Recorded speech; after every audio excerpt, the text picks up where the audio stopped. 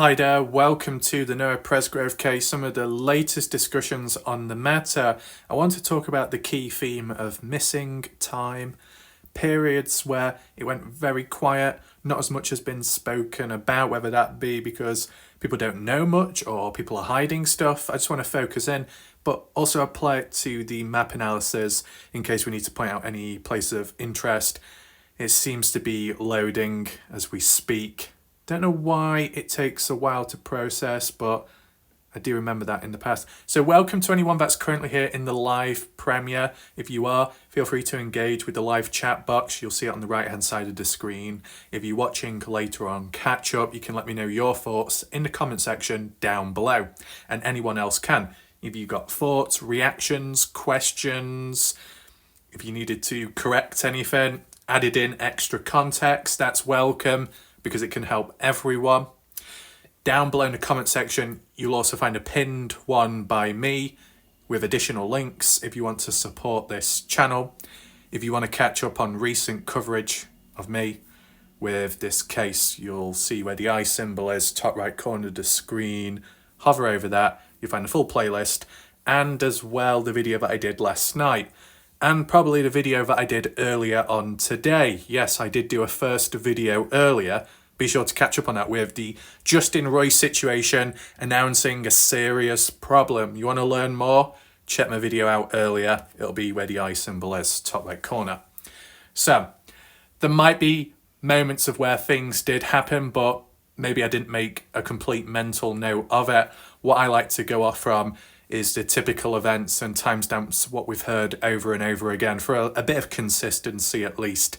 Yeah, there's been some events which are consistent in happening, but the timing of it has differed with time and changed. And then just the vague terminology of, oh yeah, the shower situation, the side-by-side incident, somewhere in between 3 in the morning up to 3:30. Why is 3:30 the cut-off time? Because that's supposedly when Noah wandered off into the darkness, and it was Jack Newton. Oh no, it was Avery Combs. Oh no, it was Logan Jernigan that last saw Noah walk off. How can it be 3 different people if each person said, no, I was the last one. No, I was the last one. Or, no, they were the last one. How it should be. Or were they all there together as a band to watch Noah walk off? Now, would a friend let another friend just walk off into the darkness? Maybe not. Maybe not. If it was daytime and you're in a safe environment, yeah, you may allow it. But you take in mind you're in a rural area, the countryside, and there's only really 2 ways to go. Down there, which seems to drop off with a slope, goes into the woodland area, as you see. I wish there was some photos up close. That would be really good. You see how it just drops down? It does go onto the field, though, that way. Interesting. Beyond, goes further, goes into Texas, doesn't it? And you got the Red River. So there's a few hazardous things.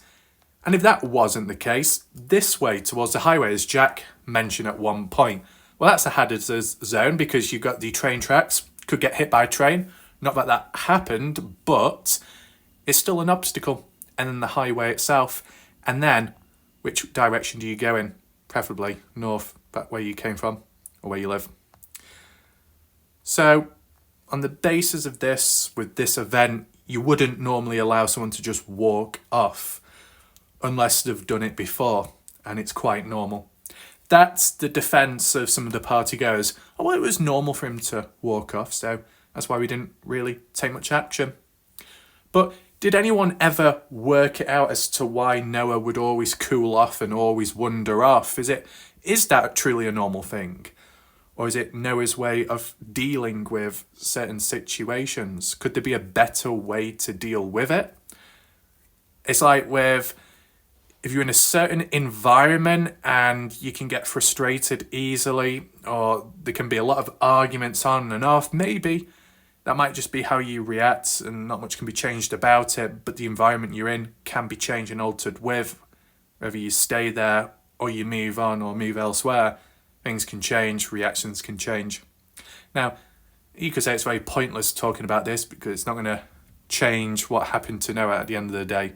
But when looking back on, what you call it, support group, friendship group, how strong is it really? The stronger it is, the better, the more healthier. But in a case of when bad things happen, people should be able to pull together closer, and I think some have pulled apart. And normally when you're close together, you get on well, you're in sync with one another somehow.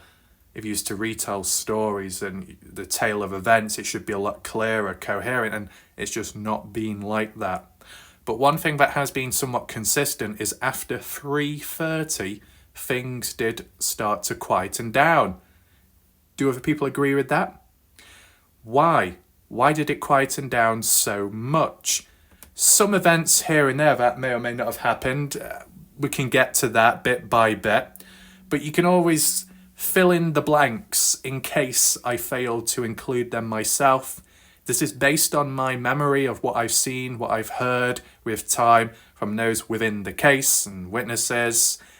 There'll be some particular standout events which may not be included in this particular video, but that's because it can have its own focus at some point, and I might need to look a bit more into it and then do a separate analysis on the matter. So when we do hover about this map, once again, typical rural area with locations, opportunities, but the fact that Noah was found on the highway, does it diminish the importance of the surrounding area? A little bit.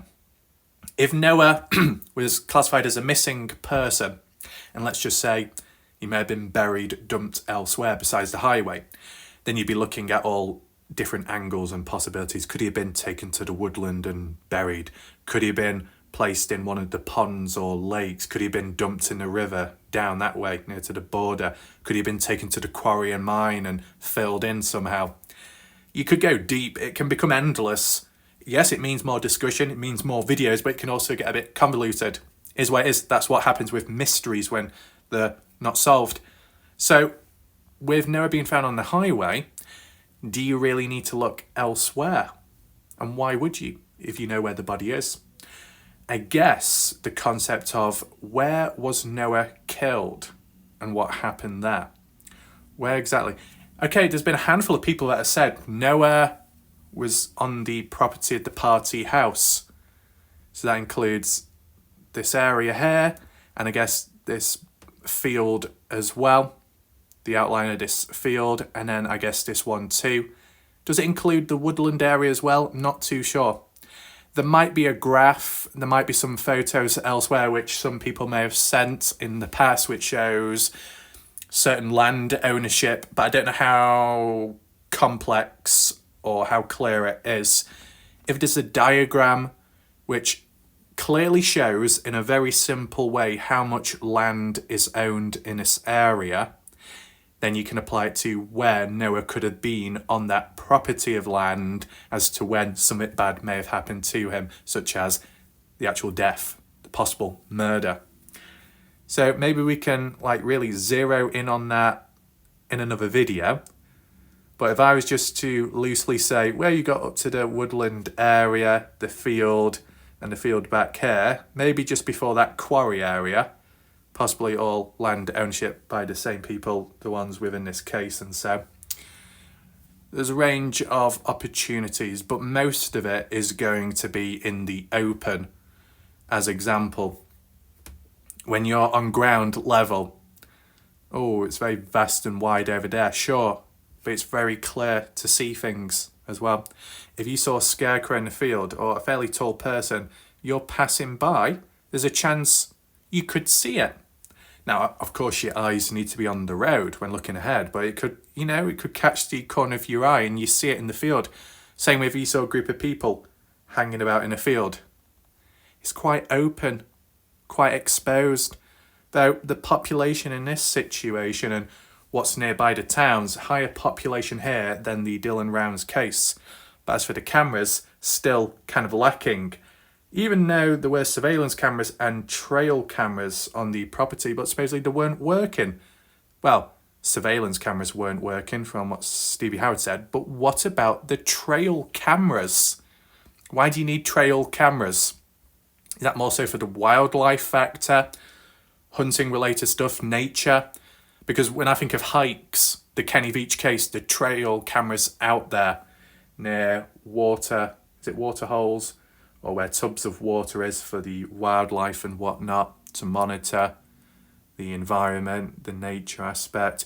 Could the trail cameras here be to protect the land, not just from people, but any invading animals, if it could harm any crops, any growth, depending what's being harvested, or if there's anything being grown on site or nearby?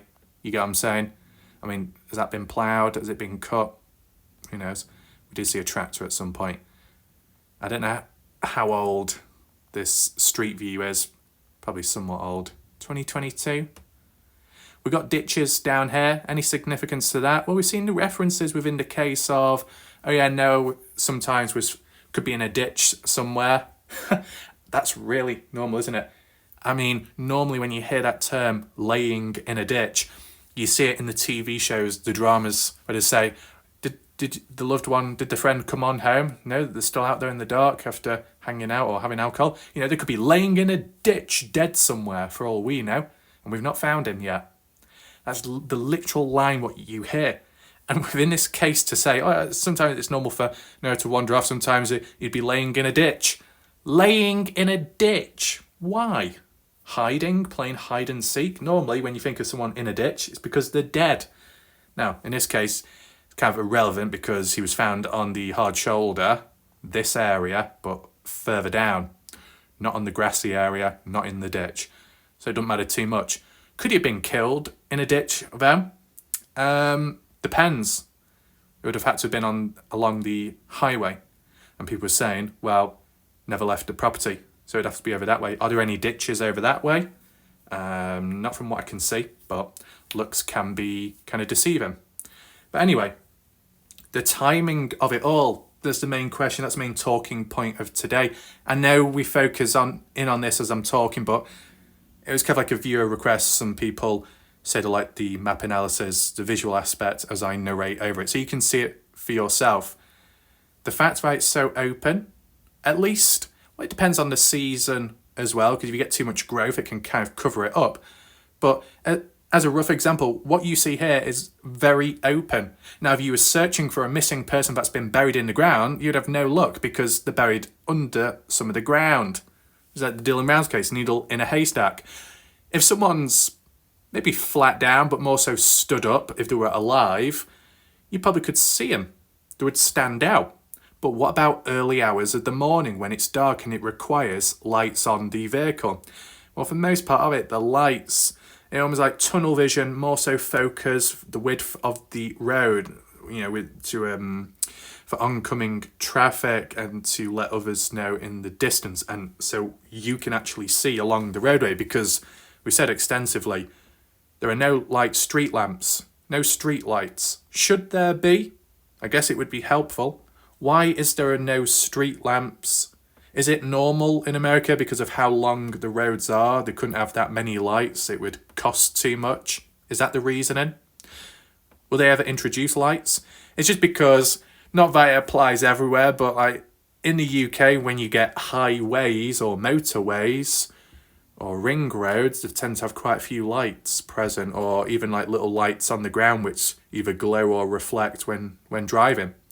Though, if you used to compare a country road in the UK to a rural area in the US like this, with the exception of the highway, well, yeah, they don't have lights, really. So there are limitations, but with this being a much longer road, and would you say a main road, pretty much, only 2 lanes, Ram, it would have helped if there was lights. Would it have made any difference with Noah's outcome? Probably not. But with more lights, could have provided more visibility if there was any witnesses present or those beyond who may have been passing on by. Would they have seen anything quicker, sooner than when it was dark? Depends. And with you mainly being focused with your eyes on the road, especially either at night time, early hours of the morning, and with the lights from the vehicle you're in, mainly focusing on the road ahead and beyond, you're not going to be looking to the sides, to the left or right. Daytime, you got the opportunity to do so, but you probably wouldn't look for that long because you need to be focused when driving. But, you know, if you're a passenger, you can look throughout the window as much as you like. But early hours of the morning, is it the perfect cover? Not nighttime, but dark enough early hours of the morning. The perfect cover to do anything to Noah, maybe. And, the theme of going dark, it happening when it's dark, the timing dark, the activity levels gone dark almost. So the last prominent time within the timeline before the news coming out, can we click off that? Yep. Was 3:30. After 3:30, what was the next prominent one? 3:41. Got like a 10-11 minute time difference between Noah walking off and then Jasmine announcing it on Snapchat. How did Jasmine find out? From Jack, from Avery, from Logan, or all of them? Maybe. News got about fairly quick. Why did Jasmine think it was necessary to go outside to take a selfie though? Why do it privately, away from everyone? Just like how at some point it was Carter Combs and Avery Combs that had quite a big argument on the front porch. What is it about, let's go outside, let's go to the front porch where we're away from everyone, or supposedly we are, so we can take a photo, or we can have an argument, a full-blown out one. Why not within the house? Why do it away from everyone? Is it because you don't want other people to hear it? Is it that serious? I mean, to be honest, it could just be a private conversation, but you look at it maybe with a microscope in these cases because of what happened to Noah. If nothing happened to Noah, but you heard about an argument here or there, you probably wouldn't even give it a second looking. You wouldn't even really think about it. But in a case like this, and with limited material, you got to look a little bit closer because who knows what may come out of it. So 3:41. What was after 3:41? What was really the next prominent timestamp? Take out 4 a.m, right? Because that's only been mentioned once. We've not heard it mentioned over and over again, for that full-on consistency. So the next one would be 5:15 when the news came about and people were told at the party house about it being 5:15. And yeah, there's been counterpoints to that as well by Sarah Long, Stevie Howard, maybe Brooke Bounds Carter. I'm not too sure about her. But there's been counterpoints saying it can't be 5:15. It would have to be 6 a.m. or 6:15 because that's when Jack told us when he was there and not earlier. But Jack also said 4 a.m. So it appeared like Jack was there much earlier. I don't know what the family members and friends of friends think of that timestamp. I saw some comments recently where it was up for discussion on the Sofa Sleuth page and it was being discredited, but who by?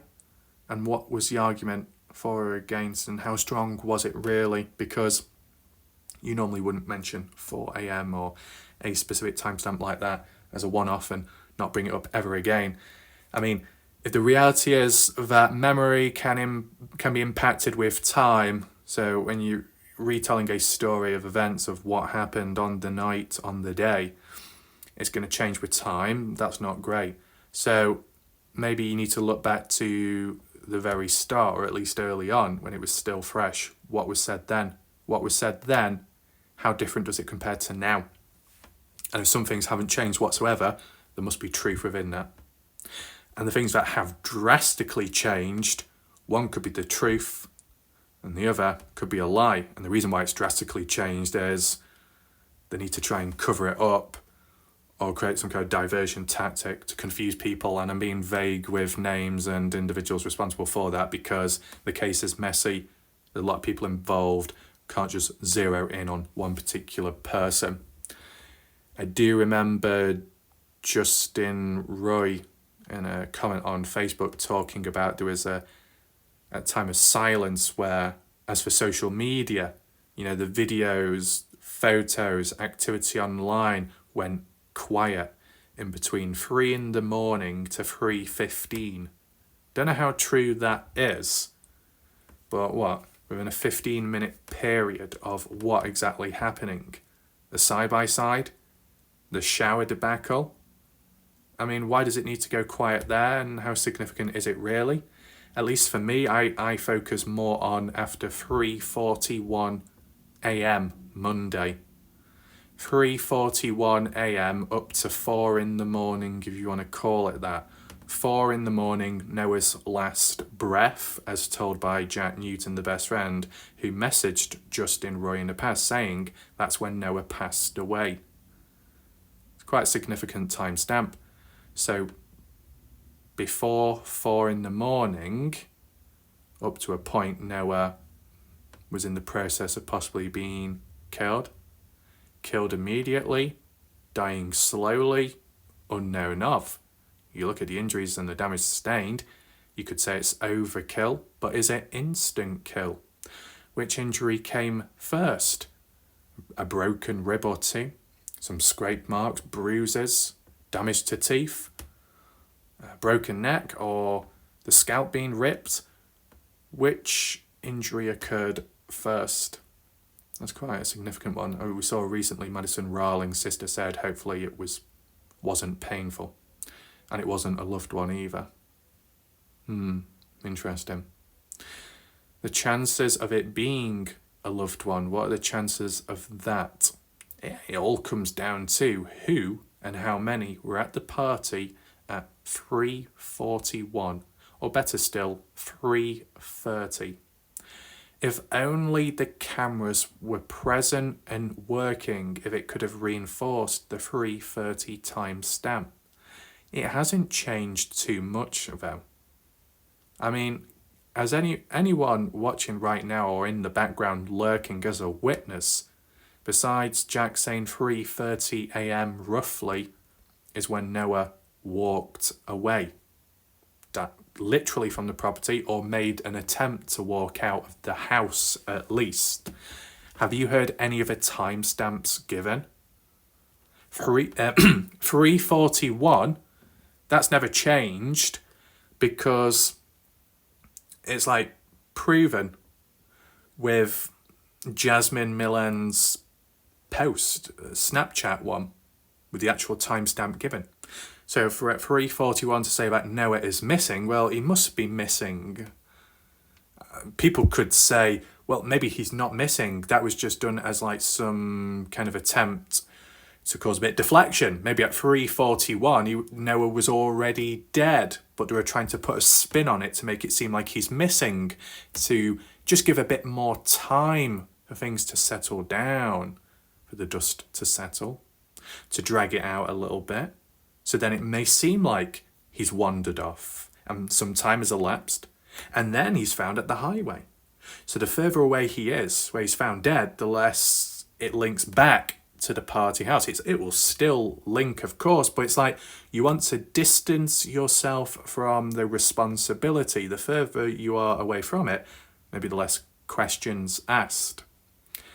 So if anything was to happen on the property, you thought some may have protested and said, I don't want blood on my hands, I don't want blood on my property. Get it away, do it elsewhere. Unless it wasn't known to certain party goers, but the body was still moved on anyway. There's that to take in mind. Do we know with absolute 100% absolute confidence and certainty that it's like a murder case?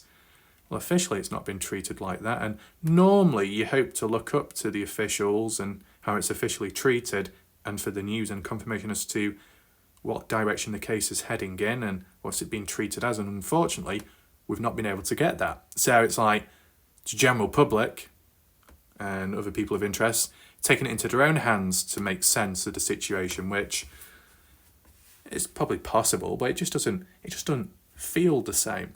You know, the Dylan Rounds case, as incompetent as it was treated as a homicide at some point. Yeah, there was delay, but at least it was being treated in a more focused way. But then again, that might just be because it was seen as a missing person case with foul play evidence along the way, so it was treated more serious then. Maybe if Dylan Rounds was found somewhere in the open, but not shot, because that would be too obvious. If it was another means of death, then could that have been treated like the Noah Presgrove case? Maybe up to a certain point, but it's just weird because the Dylan Rouse case, even less people present and no cameras whatsoever. But really, it came down to Brenner himself opening up. Brenner, of all people, opening up. His age, his health, but his mindset, cold and cool. Held it together for most part of it for a couple of years, but then decided to open up and do that plea deal. Bit of a shock, surprise. And supposedly in 2023 wanted it as well, much earlier on, but the deals weren't that good, so they were turned down, and it makes sense.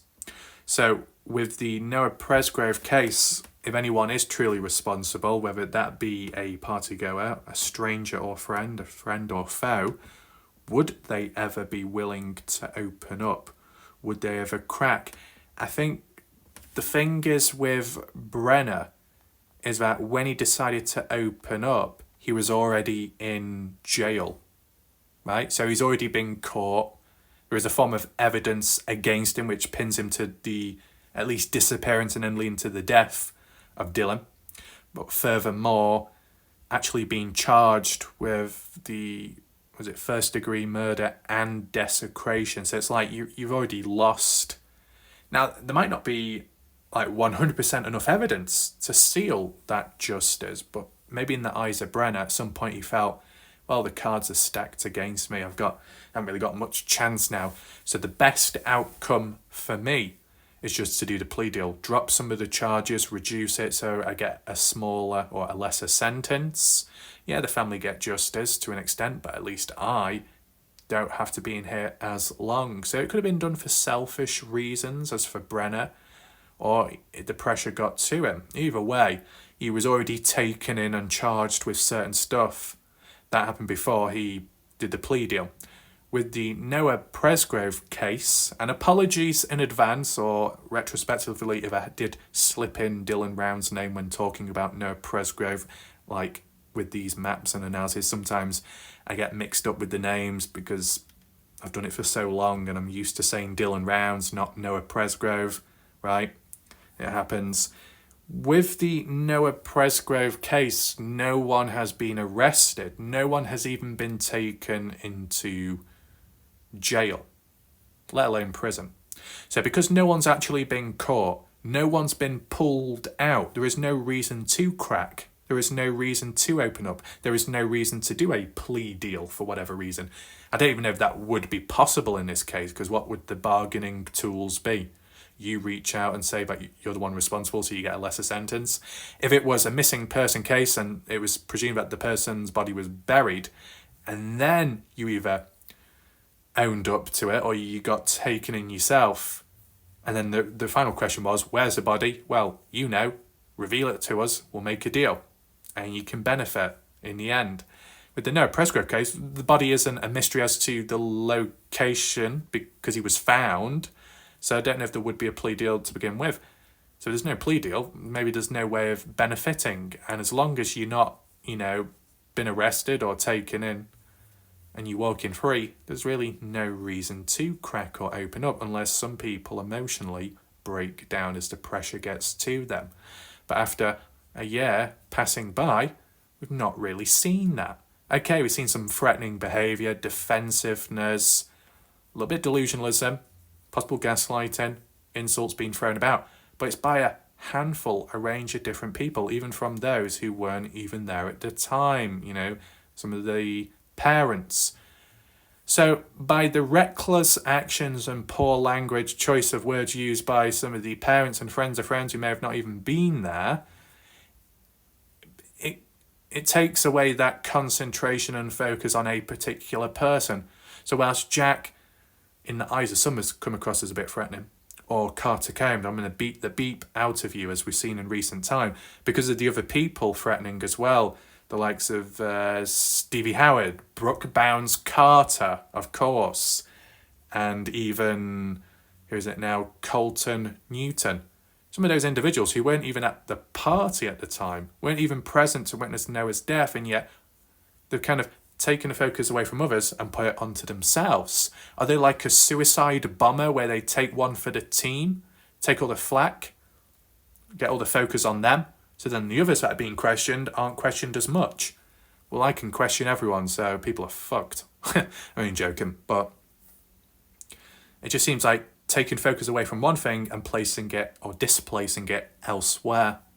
Maybe that applies to the Justin Roy situation, where anyone could be responsible, or someone, for a impersonation account, acts up, creates division, divide, conquer within, make it sound like Justin Roy is a bad person, tarnish his credibility, make whoever or family members believe in that fake account, give the real Justin Roy account a bad name, and then those who have been tricked, fooled by the fake account, believe it's the real Justin, and then there's full out blown out war, and it's just a complete mess.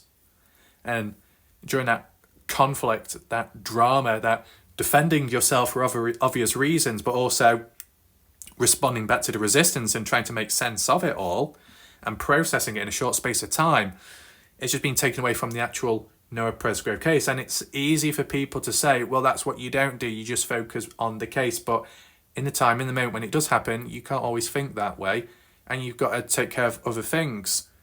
You know, if your credibility or anything like that's harmed, then you might think, well, it's probably someone in the background fiddling with the wires, you know, trying to cause an implosion in the community. We'll just let it slide, ignore it, and I'll just keep on focusing with the case. But what if you are dropped from the case? What if you are sued? What if you are threatened? What if there is some kind of backlash from important people or family members who have taken it serious and believed in a fake account? Just as an example, just a theory. And yeah, maybe you don't take it serious because you may know the deal or the situation, but because you don't defend yourself or you don't try explaining it and you just focused on the Noah case, it does harm you in the long run. It needs to be resolved as fast as possible to clean up the mess after maybe what other people have done, and then return back to the case of Noah. Well, with the Noah Presgrove case, I've done my own videos and defence and response videos, and people can say, well, it takes it away from the case. Not really, because it runs in parallel with the community. And furthermore, those within the case work or appear within the community online and communicate, so it all ties together, it links. And the times of when I have had to defend myself, where some people could argue and say it detracts from the focus or the truth of Noah Presgrove, well, I've ended up uploading a second video in the same day all about Noah. So I can do both. Not everyone can. So, returning back to the key times, 3:41 to 4 in the morning. A blank, dull, empty spot. In terms of the general timeline, or a more general one, which is said by another partygoer or witness, by Ken Pressey, 5:15, so 3:41 to 5:15. It's quite a big span of time for it just to pass on by with what actually happened. Now, I might do a follow-up video regarding the specific time difference of 3:41 and 5:15. What could have happened in that time? What exactly? And where were people at? What were they actually doing? Because when did the party truly end?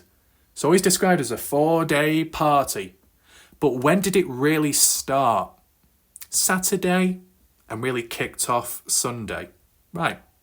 So is it really a 4-day party or more so a 3-day party? Because if it's a 4-day party, why is Friday always neglected? If it started Friday, the party, but no one showed up, then it's not really a party. It's not much of one. You might as well say Friday was the party preparation. So it's not started. So it must be a 3-day party. What the hell? I mean, okay, Noah wasn't there Friday. Caden wasn't there Friday. But who was? Does anyone have answers? Jesus! Do you have answers? Or anyone else? That's what I need to know. Well, if you do know, we can leave comments below, of course. So really, Saturday was the day/night for the long-time friends, the regulars that all know one another. The name's what we've heard of most of it, except Mikey. He's the odd one out because he came Sunday. Is he a long-time friend? I don't know. Maybe not. Is he one of the Texas boys? I don't know. So Saturday, kind of casual, laid back. Oh, everything was fine, as quoted by Caden. Was everything fine? Because everyone knew one another. So then when Sunday came about and the 20 to 30 other people that came on down, like a horde, a wave of them, strangers mainly to the regulars at the party, with the exception being Avery, friends with some. That's when it started going downhill. Is that so? Monday. See, this is the thing. If we knew exactly, and you know, it might have been said before, I'll have to check in the background and then maybe do a separate standalone video bullet pointing who was where on the Monday. Because with it mainly happening Monday, I think that's main consensus. The final moments of Noah, Monday at a certain time, maybe 3:30, maybe a bit after that. Before or after 3:41, Noah was alive. Who knows? Before or after 3:41, still on the property. Maybe some people would say so. If you wonder what those black dots are, I think they're cows, animals, herds of them, from the looks of it. Don't actually see it on the street view, but different times when animals are moved about, likely. I think there was some talk to Bob Wilcoxon and the land being dug up, or certain areas, and it was all like marked out. Don't know what that's all about exactly. I mean, would it be that significant within the Noah Presgrove case? Well, there's no buried body, so you wouldn't have to be thinking about that exhuming a body. But would there be any kind of buried items? That's the thing. Why would you go out of your way to bury items, but you just leave a body out completely in the open? And some of those items would have been better off at the scene with Noah. So then you could stage it if you wanted to make it look a little bit more realistic in an alternative way if you had that agenda. Does anyone know what that is there? Let me drop the coordinates on screen right now. Feel free to pause the video if you want to. There we go. What is that? Looks like a building, looks like a house, but it's within the woodland area. Is it a lodge? Is it a cabin? Is it a little barn, abandoned shed, where equipment may be stored, items? I mean, what's the distance? Apologies in the background if you do hear any noises. There is a dog next door, typical. It's returned, the wretched bastard. Always annoying and loud and doesn't stop. The owners won't see to it, just lets it bark away whether they're in or not, if they're pissed off. But let me just channel the inner whore-like wrath within me, or should I say bitch-like wrath, just to tell it to silence.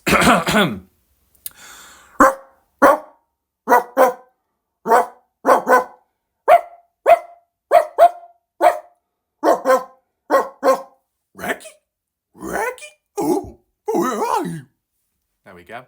That's fixed it. Doesn't take much effort. Yeah, it might have caused a commotion elsewhere, but it is what it is. Now, there might be some people watching who've got pets. Could be going crazy right now. I don't know, whip out the catnip.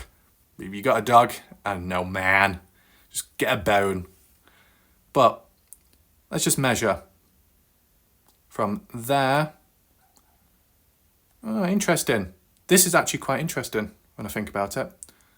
0.41 miles in distance. There must be significance with that building down there, because there is actually a designated dirt road of some sort. So let's just do a little tour right now. How significant is this? Well, it's just learning as we go along. You got the dirt road. North, east, south. So this is facing west.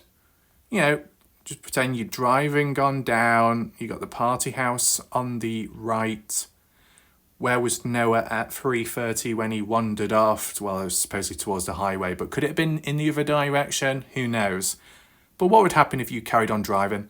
We saw that person that ended up driving on down, that visitor, well, not really a visitor, a stranger, in 2024, simply turning about down this road, which is described as a public one, but some of the family members and Logan say this is private property.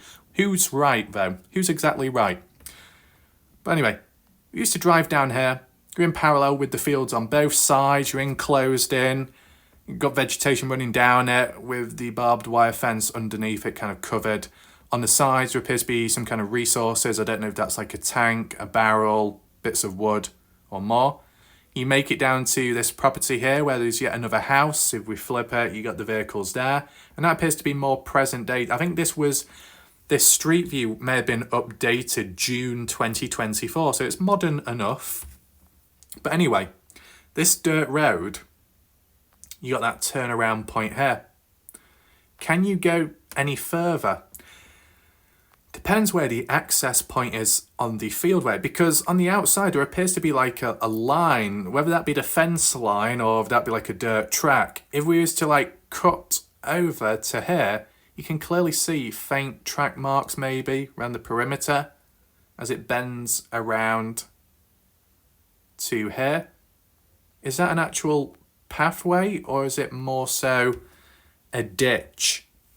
When looking at this area here, and we do see a handful of them, is that just like a little pond, a flooded area? Does anyone know? It looks kind of clay-like, dirty, muddy water. I don't know if it's the reflection. I know, if you used to look at a golf course, you see a sand pit, you go onto a beach. Is this sand or is it water? Maybe we can do a comparison with other locations nearby which are actual ponds. Just looks a little bit dirty. But the way it runs down here is like the water's tracked down. I'm just trying to make sense of a potential, road, some kind of dirt road. Because if it was to treat this like a dirt road, when coming on down here, just to the right, there's that building of some sort, which appears to have a roof, but some of it is missing. And then amongst the trees, there are some other items down there, but can't quite make it out. It might be abandoned. It may not be in use, but who owns it? The same people that own the land, the party goers, the family of family. What's the purpose of it then? And then we've got these other patches and areas. Right. Let's get a full idea of the location. If someone was down there to just walk along the fields and record it all, would be very helpful. But I think that could lead to a lot of backlash from some, don't you think? If people lost their shit when a person simply drove down the road to do a turnabout and then leave quickly, if you was walking across that field, they'd probably send an AC-130 in to fucking bombard you, man. Blow you up into pieces! Not quite, but you get the idea of how things can escalate. Do you know, like there as well, we're in that woodland area, it looks like, I don't know, maybe it's just trees, but some of the white lines, is that ground level or what? Yeah, you can start making out things within stuff which isn't really there, get all that, but we're not looking at rocks here, are we? We're looking at trees.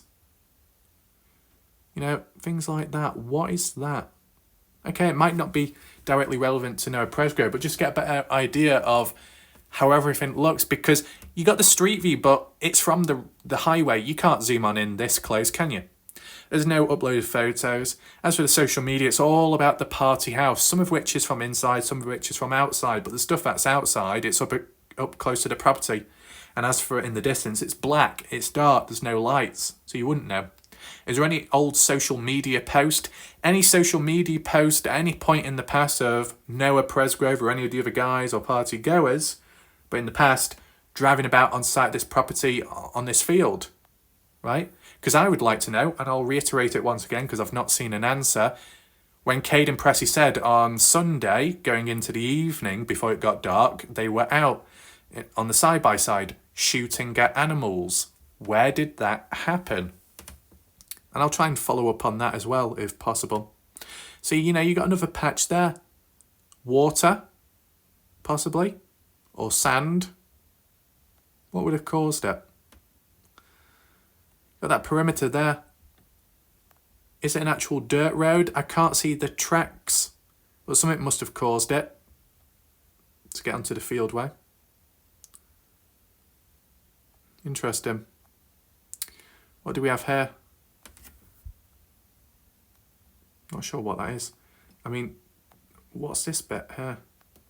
Is that like a river which links onto the Red River?